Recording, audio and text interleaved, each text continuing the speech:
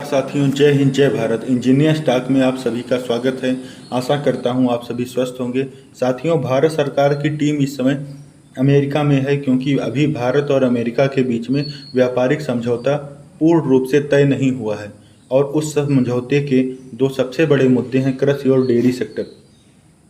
आज मैं आपके सामने इन दो सेक्टर्स में से एक डेयरी क्षेत्र के बारे में विस्तार से चर्चा करूंगा और आंकड़े रखूंगा जो आपको आश्चर्यचकित करेंगे और आपको यह समझाने का प्रयास करूंगा कि हमें अमेरिकी राष्ट्रपति ट्रंप और उनके एडमिनिस्ट्रेशन की बातों को क्यों नहीं मानना चाहिए। इसलिए इस वीडियो को पूरा देखिएगा और अंत में कमेंट करके ज़रूर बताइएगा कि आप मेरे विचार से पूरी तरह सहमत हैं या नहीं।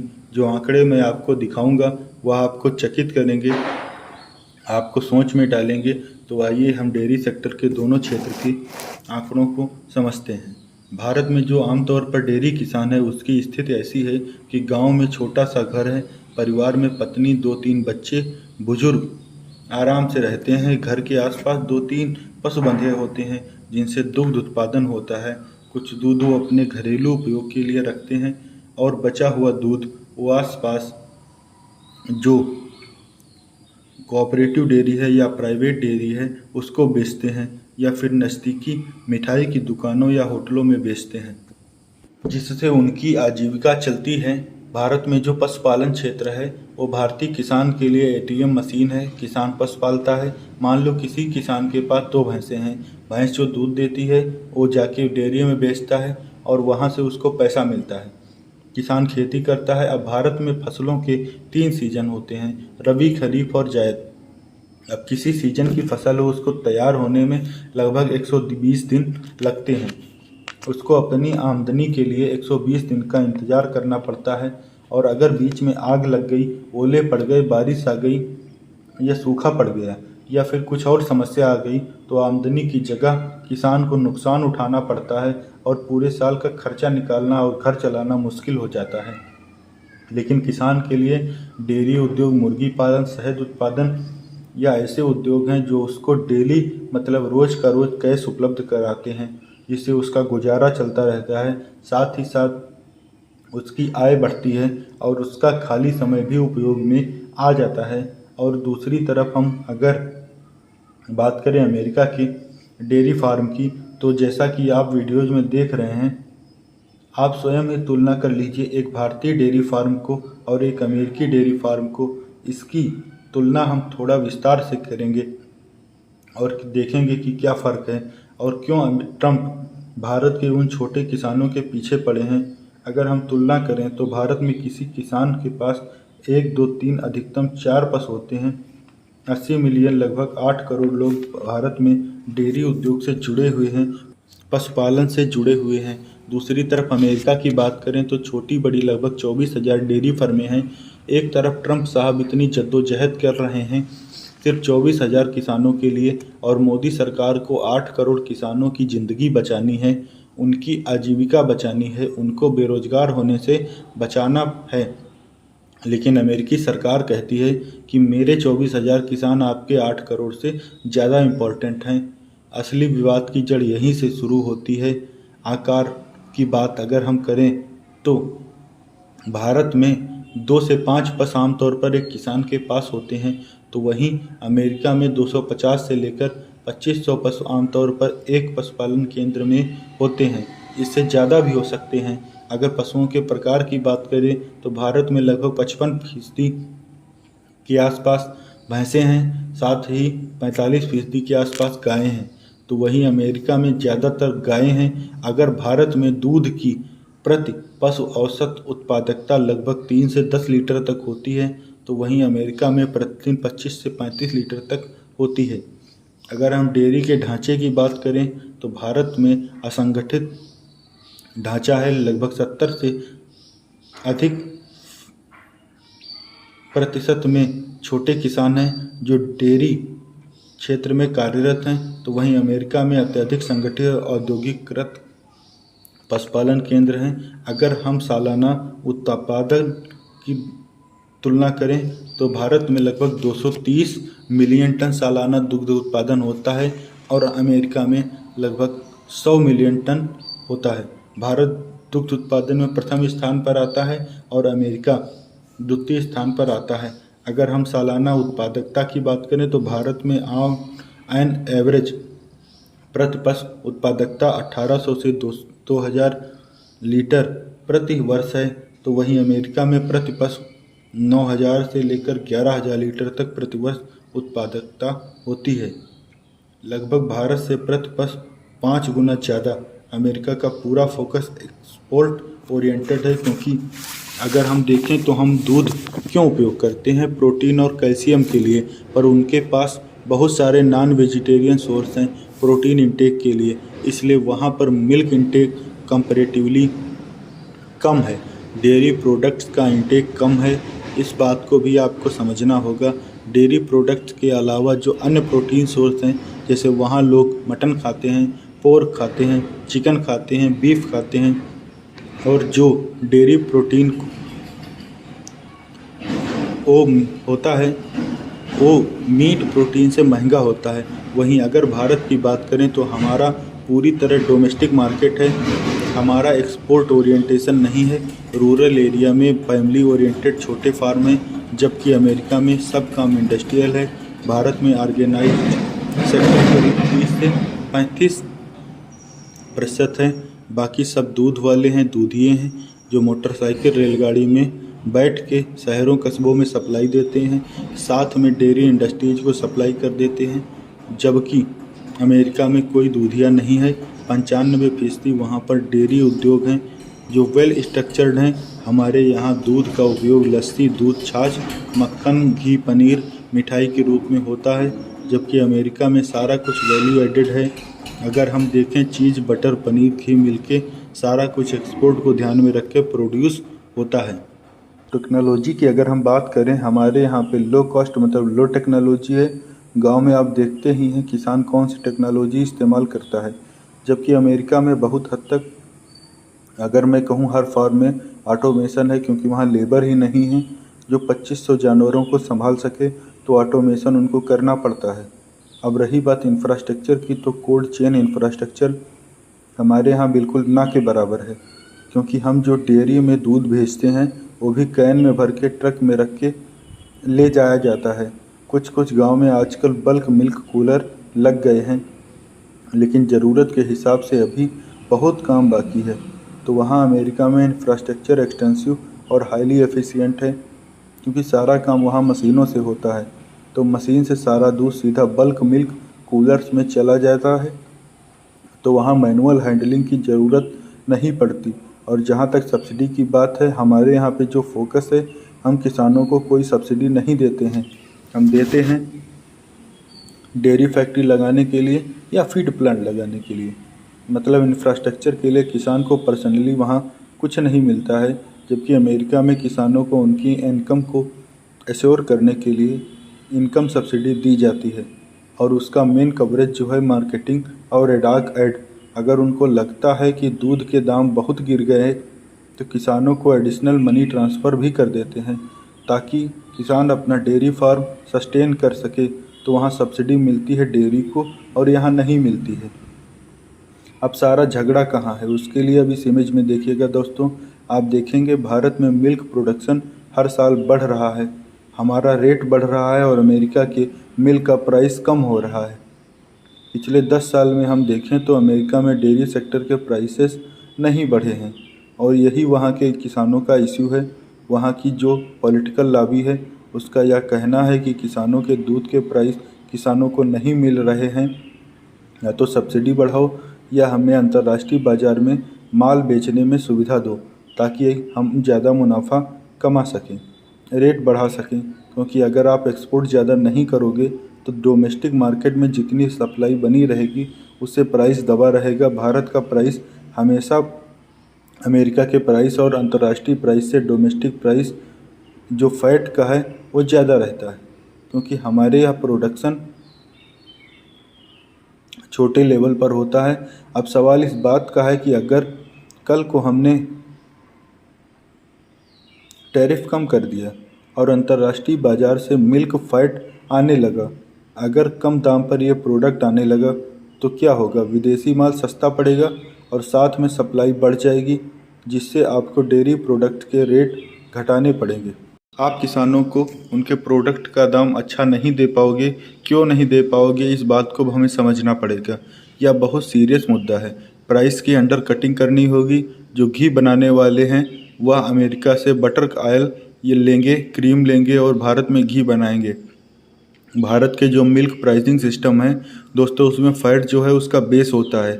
हमारे यहाँ पर जब किसानों को पैसा देते हैं दूध का, तो यह देखा जाता है कि दूध में फैट कितना है, उस हिसाब से हम किसान को पेमेंट करते हैं। जबकि पूरी दुनिया में लोग फैट नहीं खाते हैं, वहाँ पे फैट बाई प्रोडक्ट है। हमारे यहाँ फैट जो है वो मेन प्रोडक्ट है। साउथ एशिया में जो घी है देसी घी, उसके आधार पर जो प्राइसिंग होती है पूरा डेयरी सेक्टर उस पे चलता है, जबकि पूरी दुनिया में प्रोटीन पे चलता है। ये चीज़ हमें समझनी होगी। जब यूएस डेयरी का प्रोडक्ट मिल्क पाउडर चीज़ वगैरह आएंगे सस्ते आएंगे, क्योंकि सब्सिडी है और वहाँ पर स्केल ऑफ प्रोडक्शन ज़्यादा है। इंडियन कंपनीज मैच नहीं कर पाएंगी, क्योंकि हमें अपने फैट के प्राइस ज़्यादा इसलिए रखने पड़ते हैं ताकि किसान को, जो छोटा किसान है, उसको दूध के पैसे मिलें, उसका जीवन यापन चलता रहे। जबकि अमेरिका में उनको प्रॉफिट कमाना है। हमें यहाँ पर लोगों को रोज़गार देना है, उनकी आजीविका चलानी है। यह फंडामेंटल डिफरेंस है। जब अंतर्राष्ट्रीय बाज़ार से मुझे सस्ता माल मिल जाएगा तो मैं भारत के किसान से महंगे पर क्यों खरीदूँगा। इसका मतलब 8 करोड़ किसानों के लिए आजीविका का सवाल खड़ा हो जाएगा और प्राइवेट डेयरीज खरीदना बंद कर देंगी। सारी जिम्मेदारी कोऑपरेटिव्स पर आ जाएगी और कोऑपरेटिव्स का माल जब बाज़ार में नहीं बिकेगा तो वो किसानों को पेमेंट कैसे करेंगे, और जब वह पेमेंट नहीं करेंगे तो वह भी किसानों से खरीदना कम कर देंगे या बंद कर देंगे। तो पूरा डेयरी सेक्टर कोलैप्स होने के कगार पर आ जाएगा। कुल मिला के किसानों की आमदनी घटेगी और पूरा जो डेयरी सेक्टर है वह टेक्निकली अनप्रॉफिटेबल हो जाएगा। जब 8 करोड़ लोगों को रोज़गार नहीं मिलेगा। अब आप ध्यान रखिएगा, जो डेयरी सेक्टर है दोस्तों, वह सिर्फ मिल्क प्रोडक्शन नहीं है, पशु चारा भी खाता है, उसके अंदर फीड मटेरियल भी आता है, वेटरनरी ट्रीटमेंट भी होते हैं, बाकी चीज़ें भी होती हैं। तो एक पूरा इकोसिस्टम है जो भारत की डेयरी के साथ जुड़ा हुआ है। और इस बात को ध्यान रखिए, हिंदुस्तान की सबसे बड़ी अगर कोई फसल है तो वह है दूध उत्पादन। गेहूँ चावल से भी कई गुना ज़्यादा। पूरे देश में लगभग सालाना 230 मिलियन टन दूध का उत्पादन होता है। अगर 60 रुपये प्रति लीटर रखें तो भी लगभग 13 लाख करोड़ का हिंदुस्तान में दूध उत्पादन होता है। इस बात को आपको समझना होगा। यह नंबर ज़्यादा भी हो सकता है, इसलिए सिर्फ डेयरी सेक्टर नहीं, उसके आसपास जितने और अन्य क्षेत्र हैं जो डेयरी पर निर्भर हैं, उस सब पर उसका प्रभाव पड़ेगा और इससे जो रूरल डिस्ट्रेस है वह बढ़ेगा। गांव में हमारे यहाँ 100 करोड़ लोग रहते हैं। 100 करोड़ लोगों में से 10 करोड़ तो ऐसे ही होंगे जो डायरेक्टली इनडायरेक्टली डेयरी से जुड़े हुए हैं। 10 करोड़ लोगों की आजीविका पर सवाल खड़ा हो जाएगा। फिर वो क्या करेंगे, शहर की तरफ आएंगे, शहरों का बुरा हाल होगा। ओवरऑल जो सोशल इम्बैलेंस है वह और बढ़ जाएगा। और सबसे इम्पोर्टेंट बात, डेयरी उद्योग ज़्यादातर भारत की महिलाएं संभालती हैं। पुरुष तो मजदूरी में चले गए, शहर में काम करने आ गए, कंस्ट्रक्शन साइट पे गए, या गांव में जो डेयरी उद्योग है वो ज़्यादातर महिलाएं संभालती हैं। वो सब टेक्निकली बेरोजगार हो जाएंगी, घर की आमदनी खत्म हो जाएगी।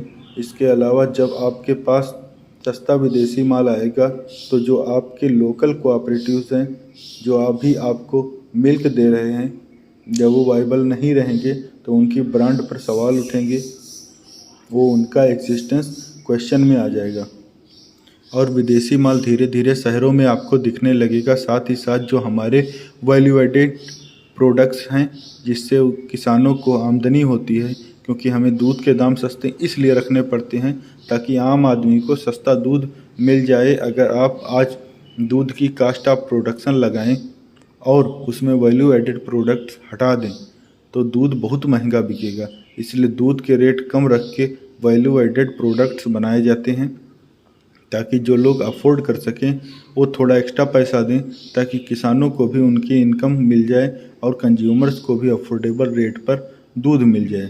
अगर दूध का सिस्टम बिगड़ता है और किसान अगर डेयरी से निकलते हैं तो न्यूट्रिशन एंड फूड सिक्योरिटी पर भी बहुत बड़ा सवाल खड़ा करेगा और फ्रेश मिल्क और डेयरी प्रोडक्ट्स आपको महंगे मिलेंगे, क्योंकि जब डोमेस्टिक मार्केट ही नहीं रहेगा, विदेशी माल आके लोकल मार्केट को डिस्टेबलाइज कर देगा। जैसे आपके सामने एक सीधा सा एग्जांपल है एडिबल ऑयल का। जितना विदेशी तेल आता है उससे डोमेस्टिक जो एडिबल ऑयल और ऑयल सीड प्रोड्यूसर हैं उन सबके लिए मुसीबतें हो जाती हैं।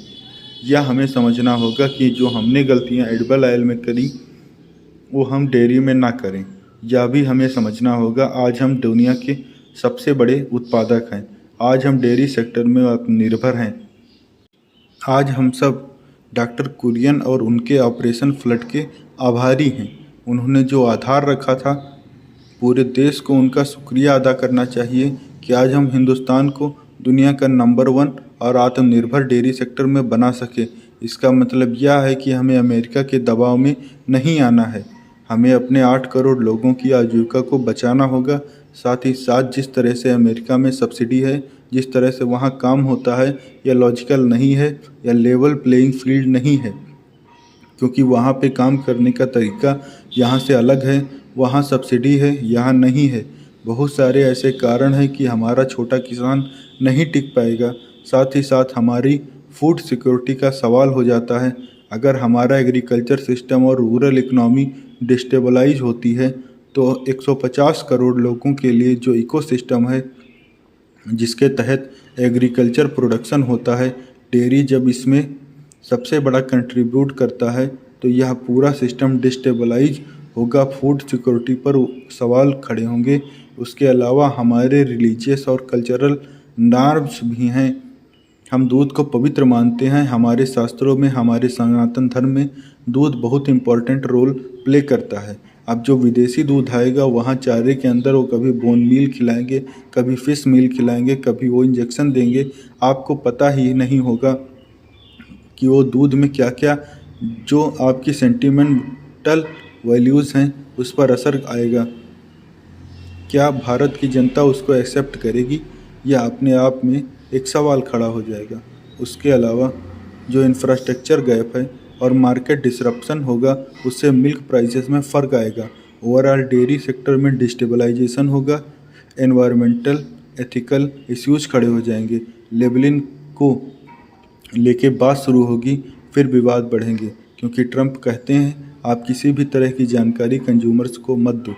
आपको यह सब लेवल पर लिखने की कोई ज़रूरत नहीं है। हमने दूध दे दिया, बस आप बांट दो, या हमें बांटने दो। आपको कंज्यूमर को यह बताने की ज़रूरत क्या है कि यह दूध कैसे पैदा हुआ, इसमें क्या चीज़ें हैं, इससे हम मार्केटिंग नहीं कर पाएंगे। यह भी उनका एक तर्क है। और दूसरा, नो रेसिप्रोकल मार्केट एक्सेस।